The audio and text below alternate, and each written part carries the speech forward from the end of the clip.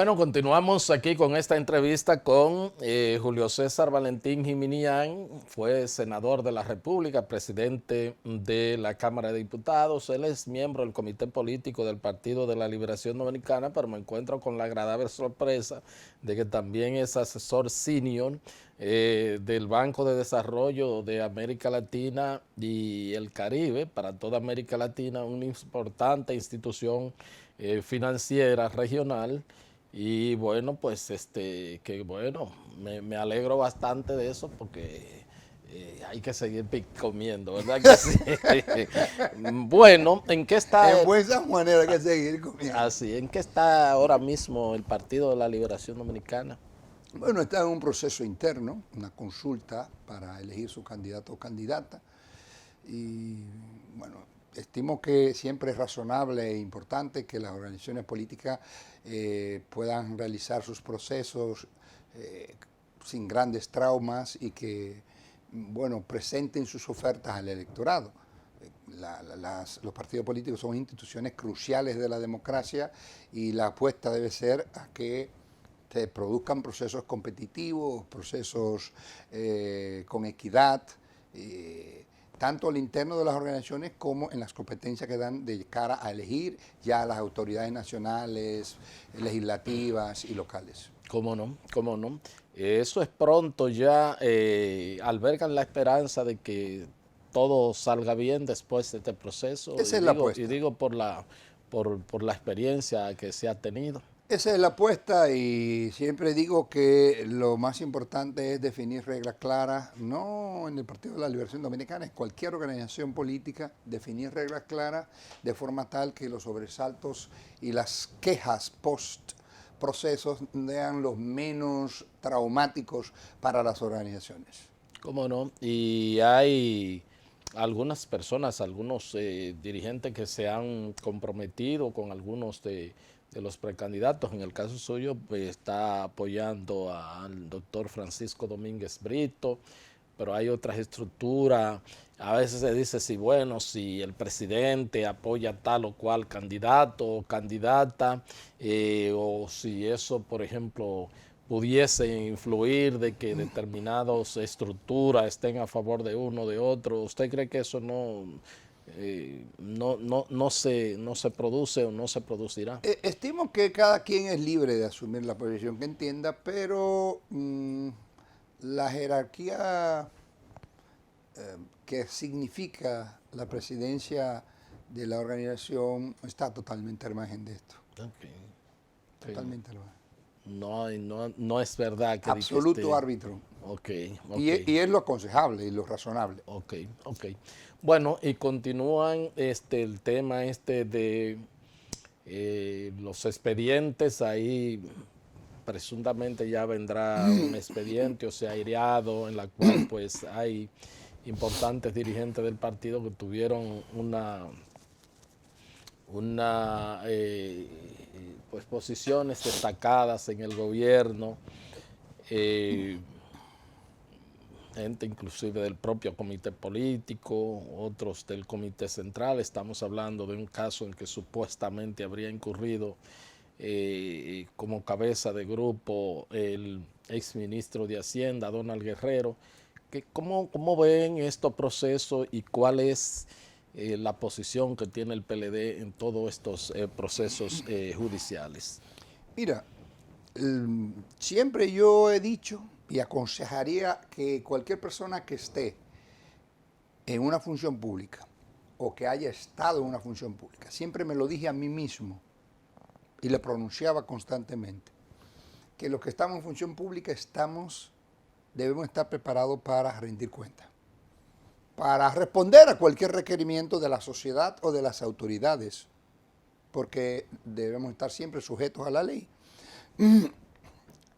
El PLD, los pronunciamientos que ha hecho es que cada acto es personal, que cada persona debe responder por sus propios actos y naturalmente, como cualquier organización democrática o como cualquier persona sensata, va a apelar a que los procesos no se conviertan en aniquiladores de personas, sino en procesos judiciales donde se resguarde el debido proceso. Eso deben decirlo los abogados de personas si se dan procesos. Pero al fin y al cabo hay que esperar que se presenten, si es cierto, y cada quien tendrá que decir el nivel de responsabilidad o no en los señalamientos que se le hacen. ¿Qué estimo? Que nadie debe anticiparse a hacer evaluaciones de algo que no se ha producido. Juicio de valor.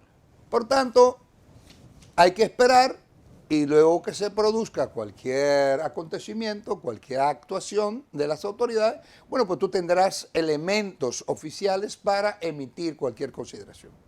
Digo esto porque cómo podría arrastrar o no a su partido, porque conozco y he conversado y he compartido y me he juntado con miles, no diría miles, con decenas de PLDistas, militantes y hasta miembros del Comité Central y todo, gente que realmente no la están pasando bien, o sea, económicamente, y pasaron por el Estado. Entonces, el hecho de que, bueno, el partido sí podría tener algún tipo de, o desvincularse de cualquier cosa, obviamente pidiendo el respeto del debido proceso. En conclusión, si esto afecta al partido como tal. A los partidos políticos los afecta que le procesen personas. Hay casos típicos de lawfare, pero también hay casos de errores serios que cometen personas que pasan por la administración pública. Y a cualquier partido político seguro que le puede lastimar. Lo que entiendo es que los partidos deben ser suficientemente consecuentes con sus postulados democráticos y tratar de desvincularse de cualquier actuación al margen de la ley.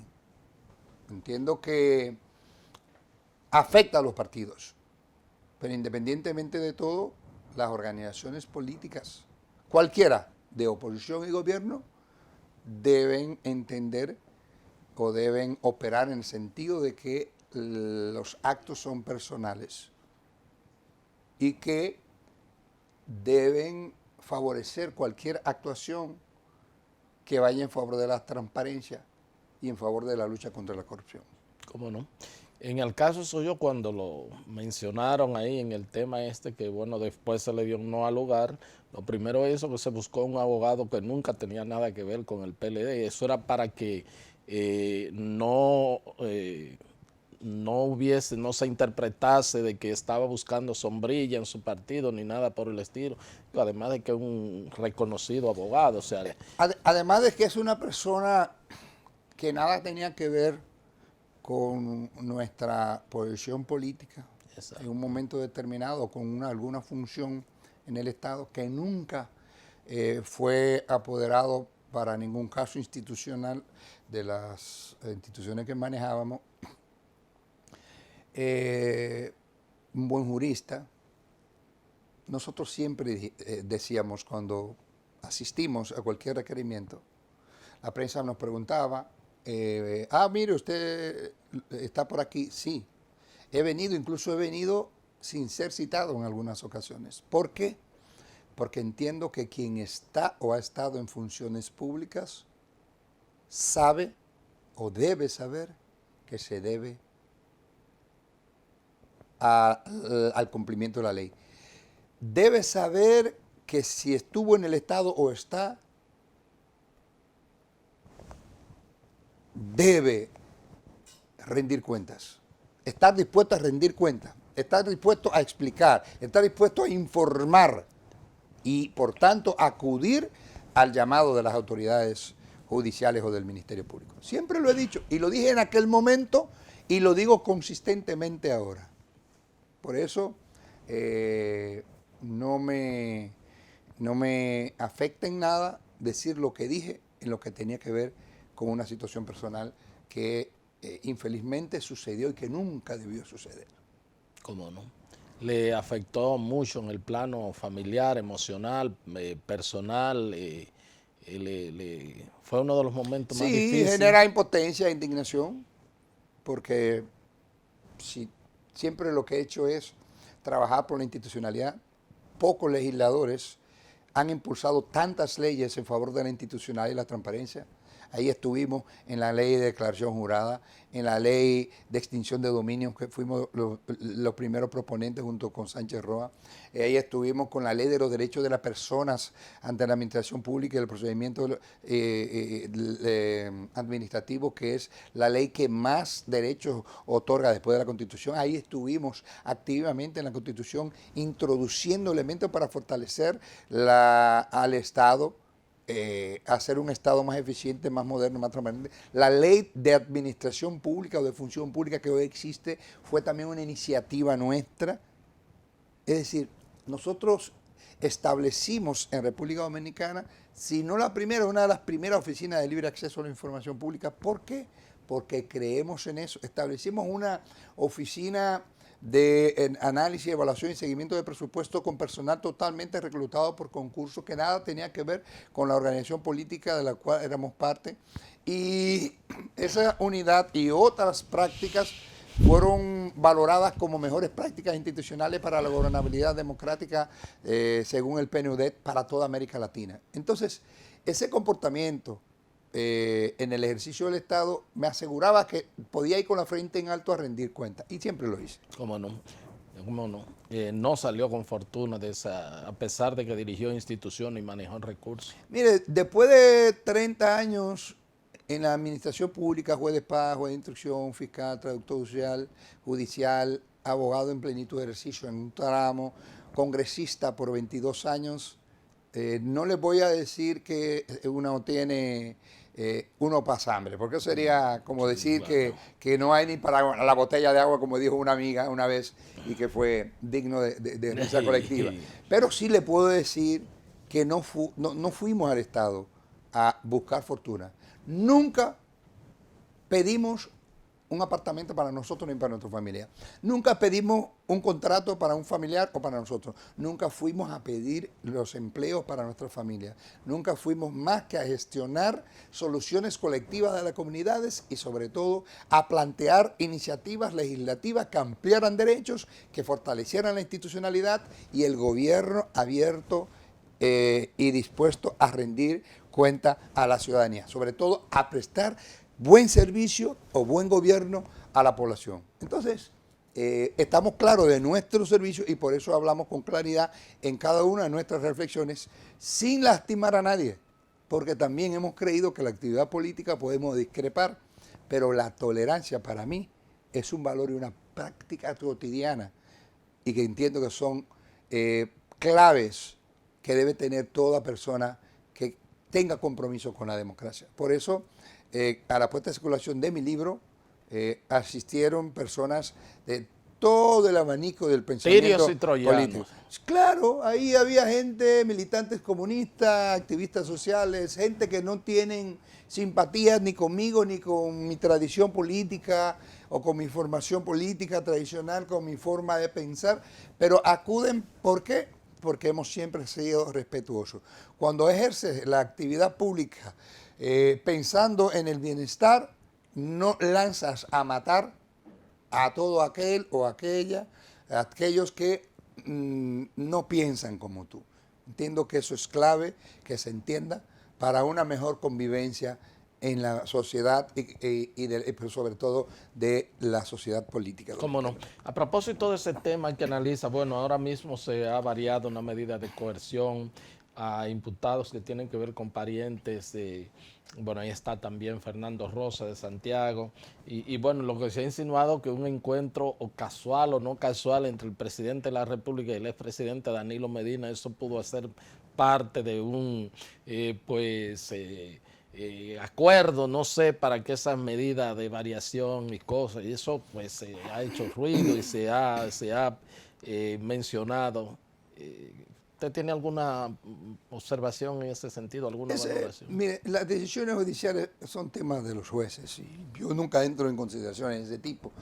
Pero sí siempre entiendo que la libertad debe ser la regla y la restricción de la libertad la excepción. Y que si una persona, como el caso de Fernando Rosa, que conozco, que tiene sus presupuestos muy claros, que tiene casas, que tiene negocio, pero desde mucho antes del PLD tener el 1%, tiene familia, tiene sus hijas todas profesionales, no creo que signifique un peligro de fuga para el país. Entonces, si hay otros casos, pues entiendo que eso no significa que no serán investigados, que no serán, que el proceso murió. Pero que no pudo haber sido pero es una decisión de una autoridad judicial que yo no estoy llamado a hacer consideraciones de ningún tipo. Es una decisión de un juez y, bueno, la decisión de un juez, como dice algún autor, es palabra de Dios. ¿Cómo no? ¿Ve alguna perspectiva de que con miras quizás a los comicios del 2024 pueda formarse algún tipo de frente opositor? Eso pudiera ser, hay gente que lo han estado planteando, obviamente para competir con el partido de gobierno. Yo no puedo pronosticar nada. Sin embargo, República Dominicana, las evidencias históricas muestran que es una historia de alianzas, de entendimientos.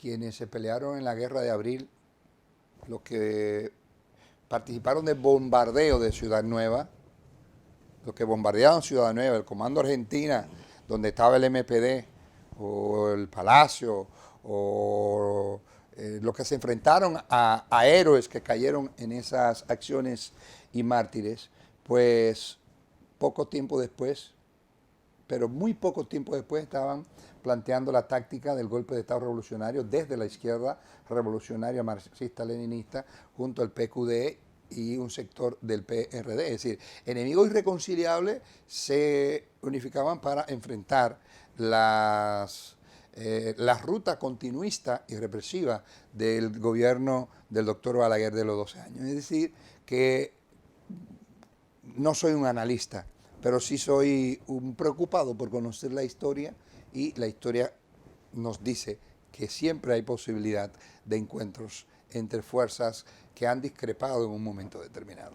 Y la posibilidad de que pudiesen llegar a un acuerdo electoral, como dirían las fuerzas bochitas, o sea que se dividieron, parte que encabeza el doctor Leonel Fernández y la parte, bueno, que está liderando el expresidente Medina. ¿Habría alguna posibilidad de que pudieran confluir en algún tipo de acuerdo, como se le denomina a las fuerzas bochitas? Nada se puede descartar. Si hubo un acuerdo parcial en una parte de la familia bochista con la familia o la casi totalidad de la familia peñagomista, que también venían del bochismo más antiguo, pues nada se puede descartar. ¿Cómo no? Bueno, lo que usted no sería candidato a algo, usted todavía está... Por lo pronto vamos a seguir analizando, escribiendo y cumpliendo con los compromisos como funcionario de un organismo internacional, de un organismo multilateral de desarrollo que estamos trabajando, y naturalmente nuestro credo y nuestra creencia política, nuestra forma de hacer política, pues lo seguiremos haciendo hasta que en la medida en que las normativas de la institución para la que estoy trabajando me lo permitan. ¿Cómo no? Sí, la verdad que me creí estar entrevistando a un diplomático en ejercicio. Es interesante, pero para lo que estaba impuesto, ¿verdad? Es un poco... El plato fuerte hoy es el libro. El libro, sí, muchísimas Y me di gracias. cuenta que sin usted leerlo, coinciden muchas de mi análisis. Habíamos vivido eso, Sí. parte de eso. No, y hemos hablado. Y hemos vivido esto también, lo que está pasando ahora. Muchísimas gracias. Gracias, y éxito con gracias, camarada ¿Cómo no? Herrera Cabral. ¿Cómo no? Gracias a ustedes por haber estado con nosotros, y será pues hasta otra entrega de su programa de Agenda. Hasta entonces.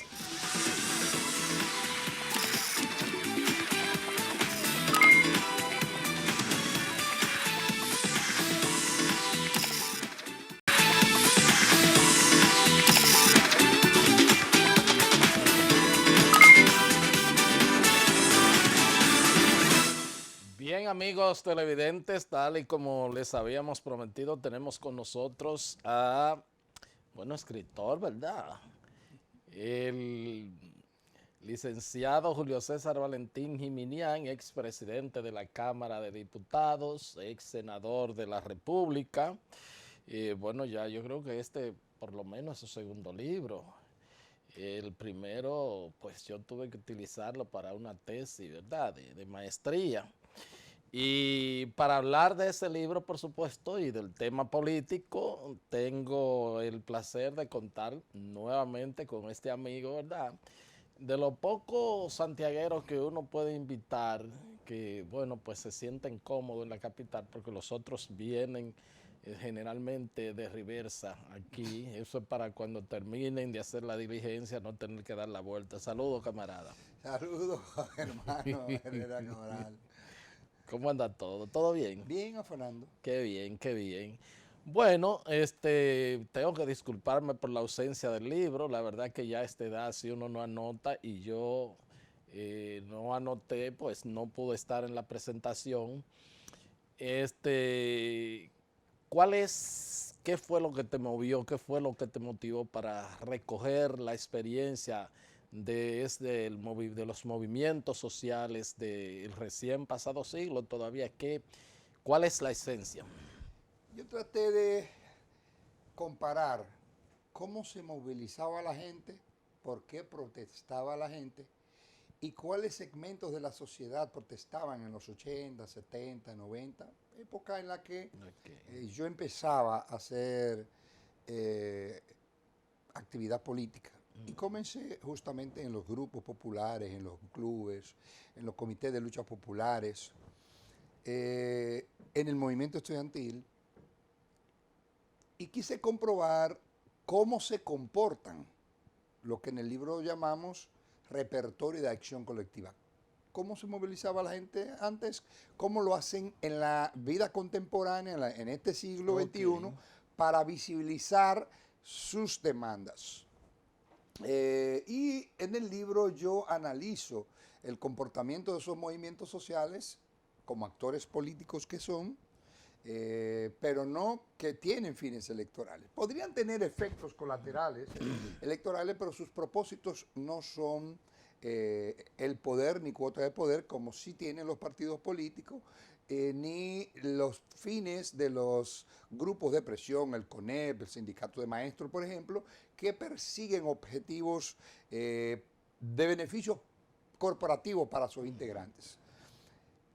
Y como parte de la clase política y como observadores y como estudiosos desde la perspectiva de la ciencia política, pues comprendí que era importante dar seguimiento a por qué el siglo XXI parecía ser un siglo de enojos, un siglo de movilizaciones, un siglo de una ciudadanía más empoderada. En América Latina, pero particularmente en República Dominicana, con unos comportamientos, unos patrones, unos repertorios de acción colectiva diferentes. Y naturalmente con recursos o mecanismos para canalizar y pronunciar las demandas muy distintos a lo que protestábamos en el siglo XX. ¿Cómo no? Podríamos pensar como grupo, por ejemplo, colectivo de organizaciones populares y todas esas demandas, así que como tú dices, bueno, nunca llegaron a dar el paso político, pero que hacían una serie de reclamos que en muchas ocasiones llegaban hasta la huelga por demandas de reivindicaciones sociales, otras ya en el contexto más atrás, ¿verdad? En los años 70 quizás el tema era pues la lucha por las libertades públicas y todo eso, que sucedió tanto en la época de los 12 años del doctor Joaquín Balaguer, pero todo se enmarca, me imagino, gran parte dentro del contexto de la Guerra Fría, eso es lo que creo. Sí, en efecto, los movimientos populares, los grupos populares, eran grupos muy verticalizados, digamos los clubes populares, las organizaciones eclesiales de base de la Iglesia Católica, los comités de lucha populares incididos por el FIT, las juntas de vecinos, comités de defensa, incidido por el Partido de la Liberación Dominicana, Copadeva, que reunía juntas de vecinos y otros grupos populares, organizaciones populares de la capital. Eran organizaciones muy estructuradas, casi siempre dirigidos por personas que convivían en el mundo de la protesta con el mundo de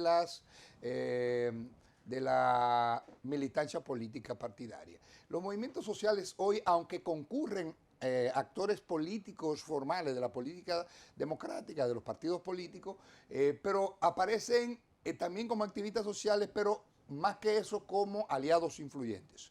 Cuando se llamaba a una protesta en un barrio de Santiago o en Capotillo, ¿por qué se reclamaba? Eran 10 demandas: aumento salarial, que paren los apagones, que arreglen la calle por un liceo, por acueducto. Entonces planteaban contra el FMI, que no se pague la deuda externa, contra el imperialismo. Es decir, confluían una serie, una telaraña de demandas que hacía casi incomprensible. Entonces una movilización era una movilización de tumulto, como dice María Teresa, que fue militante de esa época, porque viene de la izquierda, fue del Foro Social Alternativo, tuvieron que ver con el CUP, con el Consejo de Unidad Popular, porque esas agrupaciones tenían incidencia de los partidos políticos de izquierda. Sin embargo, los movimientos sociales de hoy tienen una demanda: no la cementera, por el 4% de prolongación, contra la corrupción, contra la isla artificial, es decir, una sola demanda. Y eso permite agregar más personas, pero los movimientos actuales son pacíficos, tienen la disponibilidad de una densidad de medios de comunicación cada vez más amplias, y a veces algunos medios o algunos hacedores de opinión o periodistas se convierten en aliados influyentes, lo que le da más visibilidad a esos movimientos, distinto a las protestas que durábamos 2 días en una protesta en un barrio, pero quizás quedaba ahí hasta que viniera otra movilización popular que nos hacía creer que íbamos a alcanzar la revolución por esa vía, como sucedía en otros lugares donde las condiciones objetivas de represión, de carencia, de dificultades y de falta de apertura democrática, como en Centroamérica y Sudamérica, planteaban una línea política de masa para los grupos de izquierda que terminaran incitando a la revuelta popular y a la lucha armada. Una también diferencia que se puede observar, qué sé yo, desde mi punto de vista, obviamente que no tengo pues esas condiciones para hacer ese tipo de análisis, pero es que en esos grupos anteriormente siempre había un líder, alguien Un vocero un conocido. vocero conocido, pero ahora, por ejemplo, digamos, Marcha Verde eran muchas personas a la vez, pero tú no podías decir el líder de Marcha Verde era todo. El 4% se utilizó en la sociedad en sentido general, o sea, muchos sectores participaron, se utilizó más la vocería de María Teresa por su condición de maestra, pero lo que te quiero decir es que contrario a que emergiera un vocero que era como la especie del líder, ahora en esta oportunidad como que no se observa eso. Definitivamente, una de las diferencias entre los grupos populares de los 80 era, por ejemplo, que yo era presidente del Club Máximo Gómez, era miembro de la Junta de Vecinos de Bellavista, pero también antes de eso había estado en un comité de lucha popular o en un comité de defensa del barrio reclamando múltiples demandas. Y naturalmente también nos expresábamos en solidaridad con Cuba, condenábamos los asesinatos en El Salvador, las agresiones contra Nicaragua, es decir, era muy diverso y muy disperso. Allí era muy estructurado, muy jerarquizado. En Marcha Amarilla o en la jornada del 4% por la educación, las banderas amarillas, si usted se da cuenta, las redes sociales jugaron un papel importantísimo. Hubo procesos de autoconvocatoria, utilizaron distintos repertorios como pararse en la Lira, que es un parque, digamos, de la zona de la clase media, hacían visible la demanda, fueron mucho más, recurrieron más a la dramaturgia, a lo recreativo, parecían fiestas y encuentros familiares, y colocarse de amarillo fue como una especie de moda. Usted habla de María Teresa, pero María Teresa entró en la vocería ya en la parte final, porque esa es una de las ventajas. Ahí habían jóvenes como Natalia Mármol, esta chica apellido Mella, Emilio Galván, Jonathan Liriano, Franny Genao. Luego en Marcha Verde tú encuentras gente como Bartolomé Pujals, igual Matías Bosch, y un grupo de jóvenes. Así como podía encontrar a Juan Bolívar Díaz. Chicas como Heidi Adón, que viene del PCT, del Frente Amplio, de Juventud Caribe, y una red de organizaciones. Pero también concurrieron ahí lo que no concurría en favor de las protestas de los 80, que es la aparición de aliados influyentes. Tú encuentras a un Juan Bolívar Díaz que cuando él habla, bueno, pues, o cuando lleva a estos chicos a los programas, a Elizabeth Mateo, de ser una desconocida, para desaparecer hasta en primera plana de los medios de comunicación.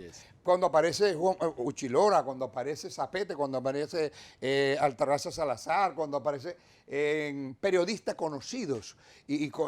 Pero la aparición de esto, independientemente de que tuvieran una posición pugnaz con los partidos o con los gobernantes de turno, sin embargo, le daba un nivel de difusión y de amplificación al movimiento muy consistente. Capturaban la agenda mediática y la agenda mediática entonces trasladaba al Estado la presión de tener que tomar decisiones. A eso yo le llamo, o se le llama ahí la ciencia política, aliados influyentes. Pero cuando Juan Luis Guerra se puso las camisetas amarillas, o algunos peloteros de las Águilas Cibaeñas fueron a un concierto en el Monumento con múltiples artistas alternativos y conocidos, y Juan Luis Guerra dice, me pongo esta camiseta por el 4% del derecho a más educación para los niños de mi país, o cuando el cantor cubano que nos deleita a todos y que nos deleitó, Silvio Rodríguez, en un concierto de Santiago en el que yo estaba siendo presidente, no, era senador ya. Entonces él está cantando y dice, esta canción la dedico al derecho de los niños dominicanos tener más inversión en educación. Entonces cuando él dice eso, pues fue un aplauso delirante de más de un minuto. Yo fui testigo de eso. Entonces eso se convierte en lo que le denominamos aliados influyentes. Es una categoría del concepto de estructura de oportunidades políticas que indica cuando un movimiento o una demanda puede ser más influyente, puede incidir más en la agenda pública y estatal que en otros. Por ejemplo, la ADP consiguió 1 millón de firmas para que cumpla con la ley del 4% para la educación. Bien o mal la ley, había una ley.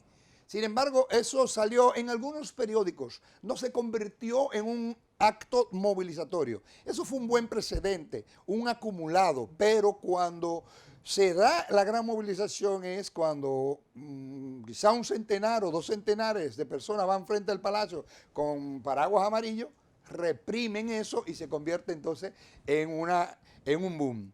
Ya eso se difundió por todas partes, un grupo de periodistas muy reconocidos y reputados de los medios de comunicación y comunicadores hacen un video corto, ya existía YouTube, ya había 36% de la población manejaba redes sociales, Twitter o Facebook. Bueno, esto fue demoledor. Vino otro videíto que se llamaba Cerito más Cruz, algo así, que prepararon 2 jóvenes, apellido Rodríguez, Altair y tal. Bueno, familia, no sé si hermanas o primas de José Horacio, el diputado, que también fue uno de los activistas juveniles. Y bueno, esto empezó a crecer. Esa represión y una acción judicial que se llevó, que dijo que el juez o la jueza, que no se necesitaba un permiso para hacer una manifestación pacífica, fue acumulando ganancia para ese movimiento. Entonces, fue acercando a la clase media. Entonces, otra característica era que quienes protestaban en los 80, los 70 y principios de los 90 eran los barrios pobres. Todavía protestan, pero los que hacían jornadas prolongadas, consistentes y visibles son las clases medias. Allí los sectores populares, ahora las clases medias. Los sectores populares participan también de estos movimientos sociales, pero quienes más protagonizan y tienen posibilidad de acceder a los medios de comunicación son más de clase media. Otra diferencia es que aquella era como unas manifestaciones de tumulto, de confrontación con las autoridades policiales, de quemas de goma, de pintada de paredes. Ahora son movimientos mucho más suave, más ligero, para acercar familias, para acercar a clase media, y es por eso que tanto ese como 4%, la lucha por el contra la cementera en Gonzalo Los Haití, por ejemplo, la primera que llegó ahí a apoyar a los muchachos y a incitar fue doña Consuelo Despradel. Pero esa Consuelo no era una activista, era una aliada influyente. Cuando ella hablaba en la tarde y llevaba a estos chicos, lo que parecía pequeñito se convirtió entonces en un centro de concierto, de acumulación de medicamentos y comida para mantener a los que estaban allí. Fueron a aparecer los artistas a tocar, Rodalán, fueron artistas jóvenes, y ya esto se fue convirtiendo en una ola indetenible que mantenía el tema todos los días en los medios de comunicación. Resultado, el Estado tuvo que revocar esas decisiones. Por eso nosotros decimos que los movimientos sociales, que son actores colectivos políticos, son políticos porque sus demandas tienden a demandarle al Estado una toma de decisión, revocar o adoptar una medida. Cuando 4% consigue que todos los candidatos de 2012 firmen el compromiso de la coalición por una educación digna, pues definitivamente ese movimiento se anotó, como dicen los dominicanos, un virado. Todos y todas tuvieron que decir sí de ganar las elecciones, y en efecto, cuando Danilo Medina ganó, tuvo que cumplir, y cumplió en efecto con el 4%. ¿Cómo no? ¿Cómo no? Y no sé si entonces está el análisis del factor multiplicador, se puede decir, de las redes sociales, porque antes, en el contexto de la juventud de nosotros, éramos totalmente análogos para esas protestas y esas reivindicaciones que uno pedía, pero ahora cualquier cosa te hace una tendencia y sobre todo de un reclamo que se haga, tiene que subir, eso está en la virtualidad, tiene que, si es así, sube a la prensa tradicional, ¿verdad? Y bueno, y ya hay una especie de presión para los poderes públicos. Parece que usted leyó el libro antes de yo publicarlo, porque justamente el libro se llamaba De las protestas populares de los 80 a la era del Twitter o de las redes sociales, o a la era de la era digital. Porque en efecto, como decía, hay varios factores que explican por qué a la gente hoy se mueve más fácil. Primero, hay factores de mayor disponibilidad de recursos. Uno de los recursos es el Internet. El Internet, una población que, por ejemplo, cuando vino Marcha Verde, más del 60% de la población dominicana tenía Internet, pero había una mayor concentración de plataformas de redes sociales en los polos urbanos como Santo Domingo, Santiago, Puerto Plata, La Vega, La Romana, Baní, Barahona. Entonces, esa disponibilidad hace primero que no puedan ser controlados o que sea más difícil. Por más que el Estado quiera reaccionar, tiene que reaccionar con habilidad y con nuevas destrezas. Y no hay forma de que los medios tradicionales no recojan esto, o como aliados influyentes por voluntad, o porque si no lo destacan se quedan atrás con respecto a los demás medios. Entonces ese fue un factor contundente que favoreció los movimientos sociales.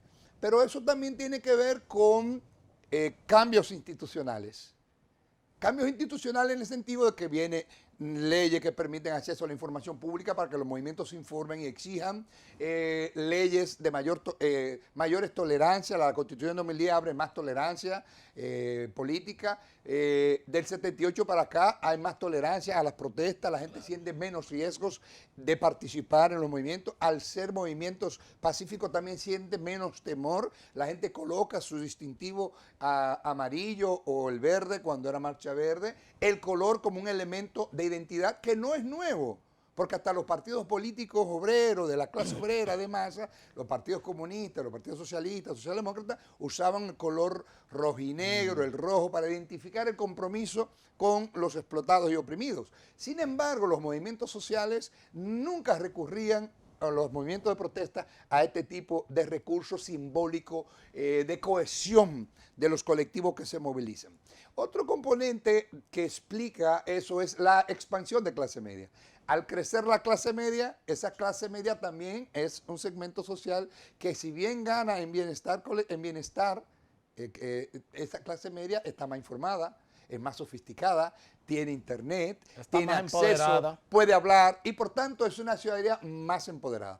Otro factor que hay que analizar es que el éxito de la lucha por la isla artificial, por Gonzalo, genera un contingente de activistas ciudadanos que, por ejemplo, hoy pueden cesar un poco porque muchos de ellos están ocupados en la academia, en maestrías, en movimientos, en el Estado, que yo no lo veo mal. no para nada. Porque así como el 15M, los indignados de España, que aquí los indignados fueron primero que en España, sí. Y lo dice Elizabeth Mateo y Emilio Galván en las entrevistas que me ofrecieron, entre tantos activistas ciudadanos y sociales que participaron de estos movimientos.